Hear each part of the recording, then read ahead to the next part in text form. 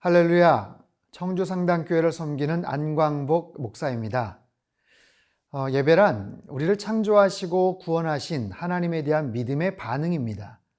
오늘 거룩하고 복된 주일입니다. 여러분 성전에서 예배를 드리시든 아니면 온라인으로 삶의 현장에서 드리시든 영과 진리로 주님을 뜨겁게 만나시는 거룩한 주일 되시기를 축복합니다. 출애굽기에 나오는 10가지 재앙 이야기를 통해 우리는 하나님이 어떤 분이신지를 알게 되고 하나님 말씀의 놀라운 능력을 깨닫게 됩니다. 6번째 재앙 이후에 펼쳐지는 이야기, 오늘 본문 출애굽기 9장 13절에서 26절 말씀으로 여러분을 초대합니다.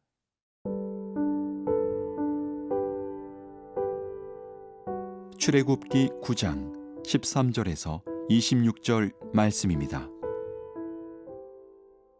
여호와께서 모세에게 이르시되 아침에 일찍이 일어나 바로 앞에 서서 그에게 이르기를 히브리 사람의 하나님 여호와의 말씀에 내 백성을 보내라. 그들이 나를 섬길 것이니라. 내가 이번에는 모든 재앙을 너와 네 신하와 네 백성에게 내려 온 천하에 나와 같은 자가 없음을 네가 알게 하리라. 내가 손을 펴서 돌림병으로 너와 네 백성을 쳤더라면 네가 세상에서 끊어졌을 것이나 내가 너를 세웠음은 나의 능력을 네게 보이고 네 이름이 온 천하에 전파되게 하려 하였음이니라. 네가 여전히 내 백성 앞에 교만하여 그들을 보내지 아니하느냐. 내일 이맘때면 내가 무거운 우박을 내리리니 애굽 나라가 세워진 그날로부터 지금까지 그와 같은 일이 없었더라. 이제 사람을 보내어 내 가축과 내 들에 있는 것을 다 모으라. 사람이나 짐승이나 무릇 들에 있어서 집에 돌아오지 않는 것들에게는 우박이 그 위에 내리리니 그것들이 죽으리라 하셨다 하라 하시니라. 바로의 신하 중에 여호와의 말씀을 두려워하는 자들은 그 종들과 가축을 집으로 피하여 들였으나 여호와의 말씀을 마음에 두지 아니하는 사람은 그의 종들과 가축을 들에 그대로 두었더라.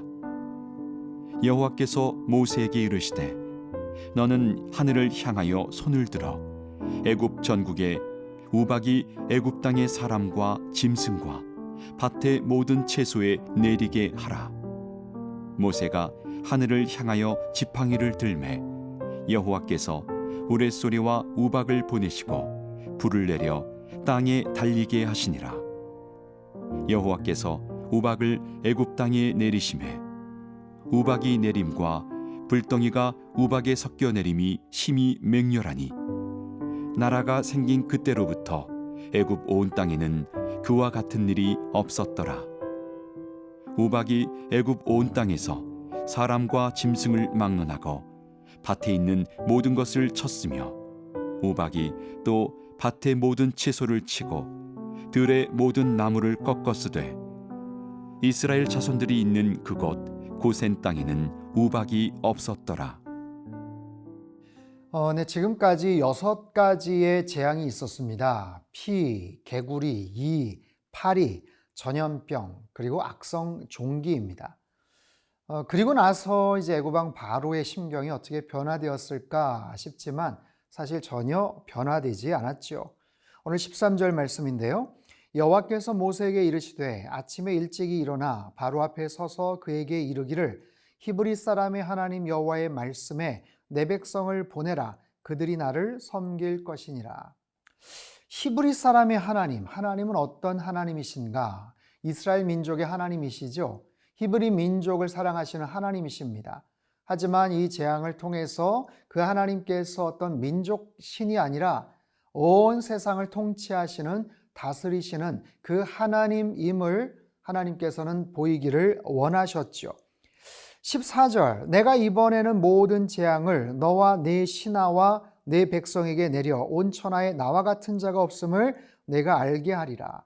하나님께서 특별히 강조하세요. 이번에는 이것은 뭐냐 하면 참으로 반드시 이번만큼은 지금까지 재앙과는 뭔가 차원이 다른, 양상이 다른 그런 내용이죠. 재앙은요, 갈수록 심화되었고 또 광범위하게 펼쳐졌습니다.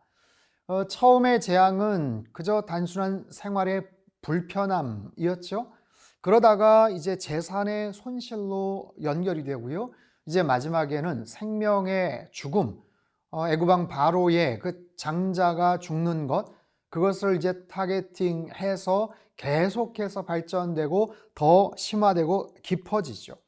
사실 이 10가지 재앙의 목적은 표면적으로는 이스라엘 백성들을 출애굽하기 위한 그런 목적이지만 사실 가장 중요한 그런 목적은 살아계신 하나님과 이방 신들과의 어쩌면 대결, 하나님을 알지 못했던 이방 신들, 심지어는 애굽왕 바로가 스스로를 신이라고 생각했던 어떤 그런 신들과 정말 살아계신 만왕의 왕 되시고 온 천하의 주인 되시는 하나님과의 그런 대결 국면, 그렇게 함으로 인해서 그 신들이, 애굽 사람들이 믿고 섬기고 있는 신들이 얼마나 무력한 존재인지, 죽은 존재인지, 속았던 그런 상황인지를 하나님께서 가르쳐 주시고 응징하시고 심판하시려는 그런 목적이 담겨져 있습니다.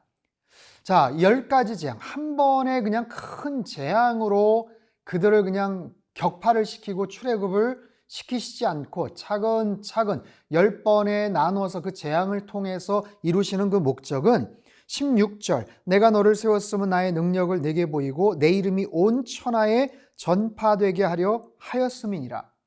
하나님의 이름이 온 천하 만민에게 전파되고 소개가 되고 증거되기 위함, 바로 그 목적으로 하나님께서는 단계적으로 그 재앙을 보이신다라고 알 수가 있어요. 17절 말씀, 내가 여전히 내 백성 앞에 교만하여 그들을 보내지 아니하느냐. 6번의 재앙을 지금 당하고도 그들은 고집을 꺾지 않습니다. 이제부터는 더 치명적이고 정말 잔혹한 그런 재앙들이 펼쳐질 텐데도 그 마음속에 그 고집을 꺾질 않아요. 버리지를 않아요. 로마서 2장 5절에 이런 말씀이 있죠. 다만 내 고집과 회개하지 아니하는 마음을 따라 진노의 날, 곧 하나님의 의로운 심판이 나타나는 그날에 임할 진노를 내게 쌓는도다. 정말 얼마나 적절한 그런 표현입니까? 고집이 있는 거예요. 회개하지 않는 그런 마음이 있는 거예요. 그냥 끝까지 가는 거예요. 그 결과는 뭡니까? 진노의 날, 심판을 받게 되는 바로 그런 상황들이 초래가 되죠. 무서운 심판이 펼쳐집니다. 하지만 그 심판 속에서도 하나님의 긍휼과 하나님의 자비하심이 있다는 것을 우리는 알 수가 있어요. 18절 말씀, 내일 이맘때면 내가 무거운 우박을 내리리니. 내일 이맘때, 에트라는 이 히브리어, 확실하게 정해진 미래의 어느 시간이에요. 내일 이맘때 틀림없이 이루어질 것이다. 마치 알람을 설정해 놓으면 그 시간에 알람이 울리는 것처럼 분명히 내일 이맘때, 이건 뭡니까? 내일 이맘때 분명히 그 재앙이 벌어진다. 알려주시는 거죠. 경고해 주시는 거죠. 미리 알고 뭔가 피하든지 말든지 할 수 있게끔 하는 것. 그리고 19절, 사람을 보내어 내 가축과 들에 있는 것을 다 모으라. 사람이나 짐승이나 무릇 들에 있어서 집에 돌아오지 않는 것들에게는 우박이 그 위에 내리리니 이것들이 죽으리라 하셨다 하라. 피할 길을 알려주시죠. 시간도 가르쳐 주시고 피할 방법도 가르쳐 주십니다. 하나님은 자비하신 하나님, 공의와 정말 무서운 심판의 하나님이시지만 그 가운데에도 하나님은 긍휼을 베푸시고 피할 길을 열어주시고 살 길을 열어주시는 그런 자비 하나님, 그런 놀라운 하나님의 사랑이 이 무서운 심판에도 담겨져 있음을 우리는 배울 수가 있습니다.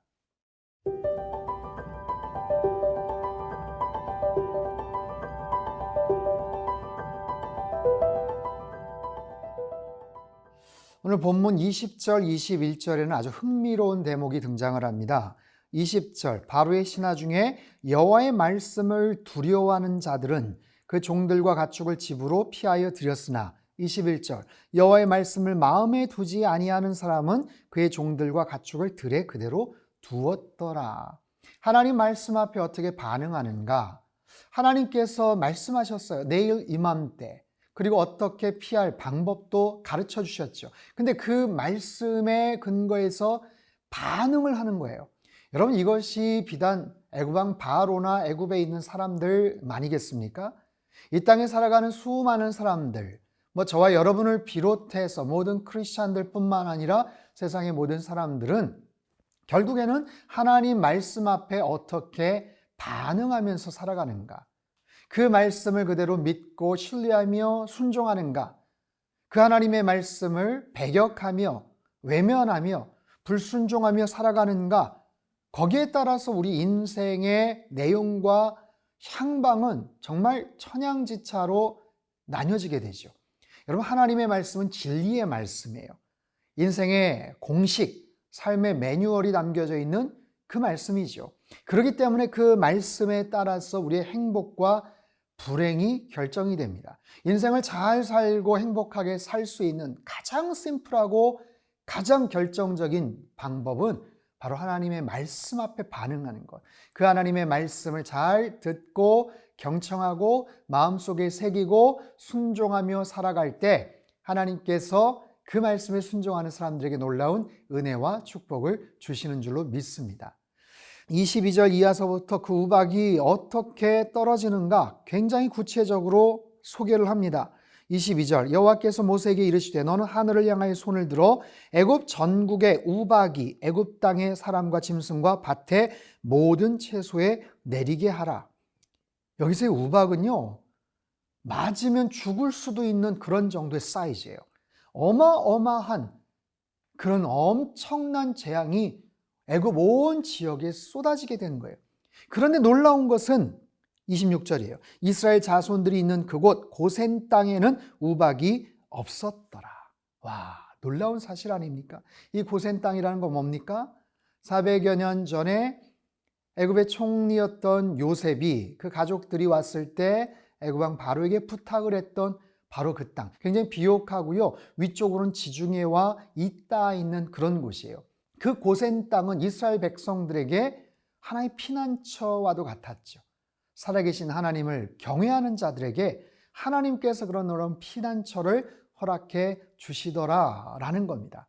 시편 46편 1절 하나님은 우리의 피난처시요 힘이시니 환난 중에 만날 큰 도움이시라.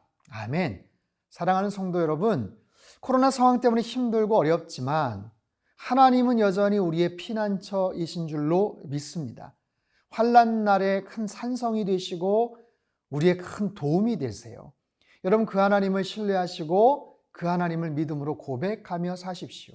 고센 땅에 기거했던 이스라엘 백성들을 지켜 보호해 주셨던 것처럼 예수 그리스도 안에 있는 모든 하나님 당신의 자녀들, 백성들을 하나님께서 주님의 강한 손과 편팔로 지켜 보호해 주시고 오늘도 하나님의 능력의 장중에 붙잡아 주실 줄로 믿습니다.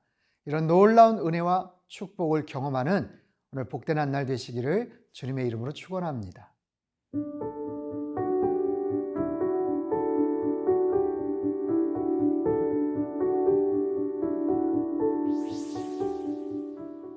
우리의 피난처가 되시는 하나님 아버지, 주님만이 우리 인생의 가장 안전한 피난처가 되시는 줄 믿습니다.